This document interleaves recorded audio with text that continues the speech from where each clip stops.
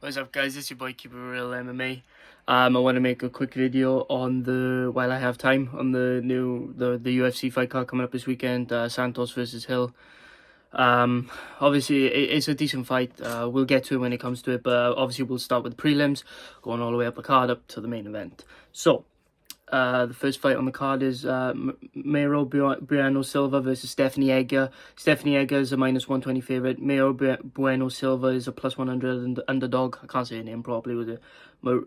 Mayra Bueno Silva, something like that. But I know them as fighters. I'm not great with names. But anyway, I'm gonna go with Miranda Bueno Silva. I just think she's better than Stephanie Egger. I don't think Stephanie Egger should be the favorite.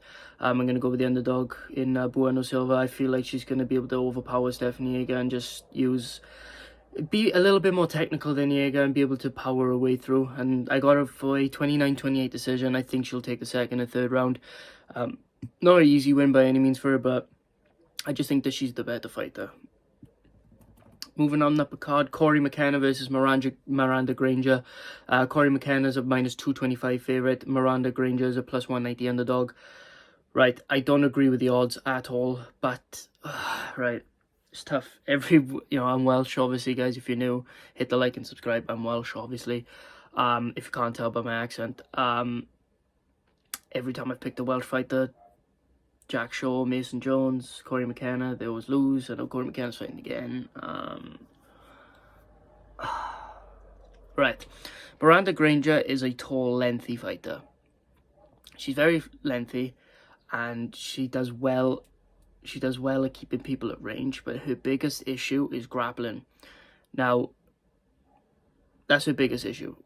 She lost to Ashley Yoder, which is not the best loss, but Cory Mckenna made it very close against Kay Hansen, which is even worse, and lost to Elise Reed, which is not worse, but it's not a great loss. So, like over here, guys, I'm not biased towards any fighter, regardless, even if they're the same nationality as me. I'm not biased. I'm not this. I am gonna keep it real with everybody. That's why I'm Keep It Real MMA, Keep It Real Edits on TikTok, and that's why I'm gonna go with Miranda Granger. Yeah, I'm gonna go with Miranda Granger. I think Cory McKenna is too small. She's too slow, and I just don't believe she'll be able to find her way on the inside against Miranda Granger. And I hope she proves me wrong, because she's Welsh. Obviously, I want the Welsh fighters to win, but this is the first time I'm picking against a Welsh fighter based off of logical reasons. Every time I've picked a Welsh fighter, it's off of biological reasons. Biological, off of logical reasons. So obviously I'm going to keep it logical, so I'm going to bet against it. I'm going to go with Miranda Granger again, 30-27 decision. Cory McKenna's the shorter, less lengthier fighter who's very slow, and she's very young. She has more than enough time to improve. I just don't see her getting on the inside against Miranda Granger. And if she does, I don't see her getting it down. Oh, sorry guys. But yeah, I just don't see her getting it down. So yeah, Miranda Granger, 30-27 decision. Next fight on the card doesn't have odds for some reason, but it is Jason Witt versus Josh Quinlan. I'm going to go with Josh Quinlan. Jason Witt's chin is very suspect, very crackable, let's just say. And I see him getting cracked against Josh Quinlan in the first round. I think it's going to be a first round flatline. Jason Witt, the only person that couldn't knock him out was Bryan Barberena, and Bryan Barberena almost got him out today. So, a guy that has one-punch knockout power like Josh Quinlan, I think he's going to put Jason Witt out cold, defend off the grappling, and just crack him with a massive shot overhand, put him out cold. Yeah, so Josh Quinlan, first round KO, in my opinion. He's straightforward. Right, next fight on the card is Brian Battle. Why do I keep needing... sorry, guys, I keep needing yawn all the time every time I'm doing these videos. I don't know why. I'm not even tired. Right, Brian Battle versus Takashi Sato. Brian Battle is a -230 favorite. Takashi Sato is a +195 underdog. I'm going to go with Brian Battle, and the favorite in Brian Battle. The difference between Brian Battle and Takashi Sato, Brian Battle will do whatever it takes to win. If you look at Takashi Sato's fight against Gunnar Nelson, I know Gunnar Nelson is a jiu-jitsu guy, a very good jiu-jitsu guy, but Takashi Sato was just not even trying to win. He didn't even attempt to win. He was just trying to survive. That was it. So if Brian Battle can put him in positions, which I believe he can, I believe he could do it on the feet, I believe he could do it on the ground. If he could put Takashi Sato in situations where he's forced to do something or just survive. I feel like he'll choose to just survive, and I think Bryan Battle will win 30-27 very easily, or maybe even get a late round TKO, but I think it's going to be a 30-27 decision for Bryan Battle. So yeah. Next fight on the card is Terence Mckenney versus Eric Gonzalez. Terence Mckenney's a minus 850 favourite. Eric Gonzalez is a plus 600 underdog, right? Okay. Obviously, I'm going to go with Terence Mckenney. Eric Gonzalez, just, he doesn't deserve to be in the UFC. He's trash. He wasn't great on the regional scene. I'll get his record up now. Oh, I'll be ordered now. It's pissing me off. I'm really tired. Gonzalez. So look. Is it Gonz? No, I'm not sure. I'll get him on. Obviously, he's 14-6. Oh, sure, don't fuck off. Yeah, it won't come up for some reason. But yeah, he's 14-6. He's not the greatest, man. Obviously, he got. Actually, no, I am gonna look it up because I need to make sure I get my facts right, because I am keeping real MMA. Eric Gonzalez, Tapology, 14 wins, 6 losses. Yes, it was Jim Miller. Just making sure. Yes, it was Jim Miller that knocked him out in the second round. Oh my days. Right. Obviously, he had a fight against Devontae Smith, which got cancelled, but now he's fighting Terence Mckenney. It's not going to go well for him, let's just say. Terence Mckenney's gonna knock him out in the first round. He's not going to be able to take the shots that Drew Dober took against Terence Mckenney. Like, the thing is, right, you got to look at it this way, right? If Jim Miller can knock you out like that, Terence Mckenney can definitely knock you out like that. And the thing is, right, Terence Mckenney is going to put him out cold in the first round. He's not going to be able to take the shots. He doesn't have a Chad chin like Drew Dober, man. Drew Dober can take those shots all day, and he'll recover. But Aaron Gonzalez can't, and I know Terence Mckenney's going to knock him out first round. I think by head kick. I think he's going to knock him out by head kick. Right leg, head kick. I just don't see Gonzalez fighting him off. So Terence Mckenney by first round KO. If you can, just make some money off of it, he's a minus 850 favourite, so I don't know how I'm going to make money on him, but yeah, we'll see. Anyway, well, a decent profit on him. Next round, the card doesn't have odds for some reason. Sam Alvey versus Michael, Oleksiejczuk. I can't fucking say their names. But yeah, I'm going to go with Mikhail Oleksiejczuk. I said Michael is Mikhail. How the fuck is Sam Alvey still in the UFC? 7-1 in his last 8 fights. 7 losses, 1 draw. I think, what was the 1 draw? I think it was Wellington Turman. Sam Alvey's not explosive enough. He doesn't have the chin to take Mikhail's shots. I think Mikhail's going to get a 3rd round KO over Sam Alvey. Sam Alvey doesn't belong in the UFC anymore. He just doesn't, simple as. And I just believe that Mikhail's going to get an easy night, to be honest with you. I think he's going to win the first 2 rounds pretty convincingly. In the 3rd round, he's going to TKO Sam Alvey, in my opinion. It's pretty straightforward lock of the card, in my opinion. I just don't see Sam Alvey bouncing back. I just don't see it. So, yeah. I mean, he's losing to... Who's he losing to? I mean, like, the thing with Sam Alvey is that he had a split decision against Ryan Spann, which, looking back on hindsight, is not great for Ryan Spann, but then he's struggling to get anything going against Wellington Turman, and then losing to Julian Marquez, and that, which also isn't a great loss either, right? It doesn't look good on Phil Hawes either, losing to Julian Marquez. So, you gotta look at it in different ways, but easy night for Mikhail, in my opinion. 3rd round TKO. Right, next fight on the card is Ariana Lipsky versus Priscilla Cachoeira. I'm gonna go with Ariana Lipsky. She's a minus 175 favourite. Priscilla is a plus 150 underdog. I think Lipsky's going to get it down by 29-28 decision. I believe that she's going to use her ground game. She's going to, pop shots here and there, get her ground game going and get Priscilla down and just control her a little bit and just use her abilities that she has over her. She's a little bit more technical. She's a little bit better. I know it's hard to enjoy these fights because they're fucking women's flyweight, but I think Ariana Lipsky is going to get it done by 29-28. It's a close fight though. I can see why the odds are so close, but I got Ariana Lipsky by 29-28 in my opinion. Next fight on the card is Augusto Sakai versus Sergey Spivak. Augusto Sakai is a plus 200 underdog. Sergey Spivak is a minus 240 favourite. Now, you need to put some respect on Spivak's name. Spivak is always disrespected because obviously he has lost to Tom Aspinall, but look how good Tom Aspinall is, man. He was going to knock out Curtis Blades, in my opinion. And I know it's a stupid thing to say because Blades could have easily knocked him out too. They were going back and forth before Tom Aspinall done his knee. I just think he's a better fighter than Curtis Blades, and I think he would have beaten Curtis Blades. I think he would have knocked him out, in my opinion. I just see him dropping Curtis Blades. I just don't see Curtis Blades being fast enough. Curtis Blades caught him a couple of times, but do you see how quick Tom Aspinall is, man? I just see him catching him. So it's a great, and what he did to Volkov, man. So it's a great look on Sergey's record. It's a great loss on Sergey's record to learn off of. Sergey is an absolute beast. Don't forget, Sergey Spivak beat Tai Tuivasa. Tai Tuivasa is number 3 in the world right now. A very overrated number 3, kind of like Beneil Dariush. But, and like Islam, who hasn't beaten a single top 5 guy. But, and beaten one top 10 guy on short notice. And beaten Bobby Green, again, a title shot. But, it's all good. It's MMA, it's the UFC. But, so deserved. But,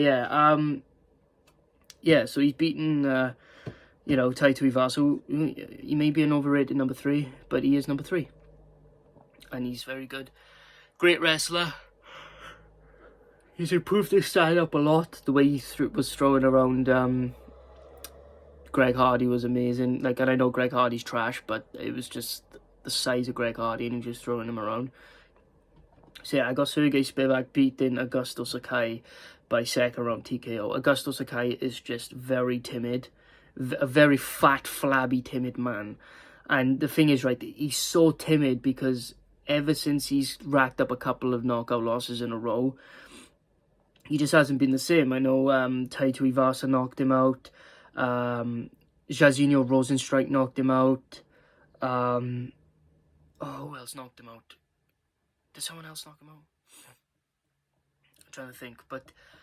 That's the problem with Augusto Sakai, is that ever since he got knocked out, he hasn't been the same. And Sergey's on the rise, man. Even after being knocked out by Tom Aspinall, man, that elbow was nasty though. But yeah, he's been on the rise. He's been just popping shots and just doing very well. And I just believe that he's gonna get it done by. I think he's gonna get it done by second round TKO. I think he's gonna pressure Sakai against the cage, and Sakai just shits himself when he gets pressured, man. He's not good unless he's the one pressuring. And I believe Sergey's gonna pressure him, mix in the grappling, mix in everything, and eventually get him down and just TKO him by ground upon. So yeah, Sergey Spivak by second round TKO. Right, next fight on the card is obviously the Ultimate Fighter fights. So we got Brogan Walker versus Juliana Miller. I'm going to go with Brogan Walker. I know you guys desperately want me to say Juliana Miller, but nope. Brogan Walker's going to win this. Juliana Miller is best for the UFC if she wins, but I don't believe she's going to win. I think Brogan's going to keep her where she needs her. I think she's just going to take control of the fight and just eventually win by 30-27. I just don't see Brogan Walker. I just don't see Brogan Walker really Juliana Miller really doing much. I mean, she could sit there and look pretty really, but I just don't see her beating Brogan Walker in my opinion. I just see a 30-27 in my head, and I just see Brogan Walker controlling that fight. All of her performances are way more impressive than Juliana Miller. There's not much you can go off of, but her performances were much better. And yeah, it is what it is. So yeah, next fight on the card is another one of those Ultimate Fighter fights. I think it's the finale ones, right? So yeah, got Mohammed Usman versus Zach Pogar. Right, I'm gonna go with Zach Pogar.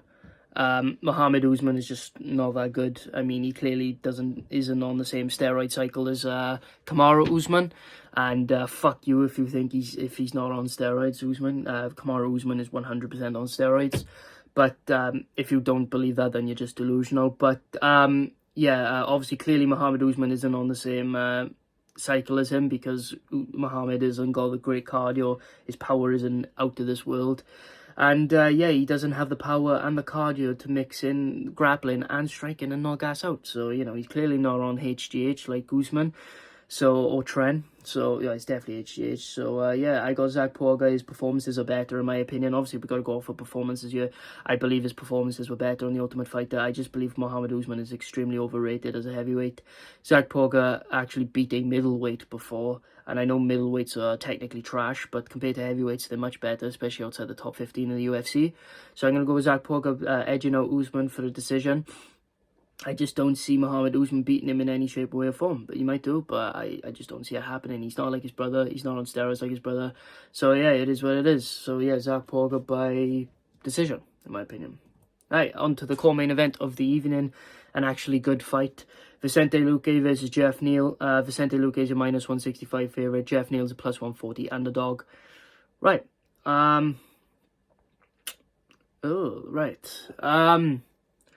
Vicente Lucay takes a while to build into fights, you know, because, you know, usually he's starting to fight 5 rounds now, but obviously his loss to Bilal was due to wrestling and grappling.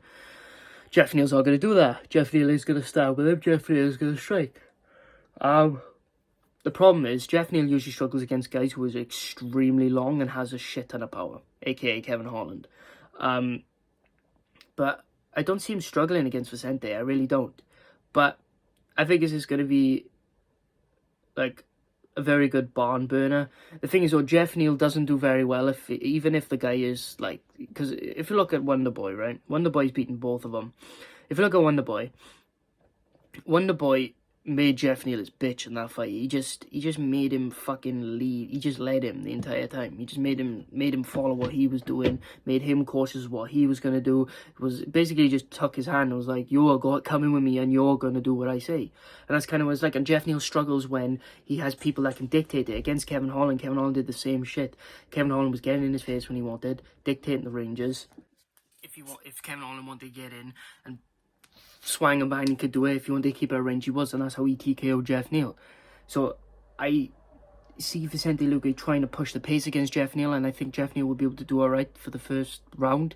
But I think Vicente Lucay is going to take over in the next 2 rounds. So I think Vicente Lucay is going to scrape out of 29-28. Because don't forget, Vicente Lucay is a little bit overrated in terms of certain aspects, but he's a great fighter, man. Like, he is definitely top 10 worthy, and he is very, very good. I mean, like, the thing is, right, like, he brings the fights for the fans. And like Adesanya, Gaino Sanya, he actually fights for the fans, and he actually tries to put on a show. He actually tries to get a knockout, and I believe he will get it against Jeff Neal.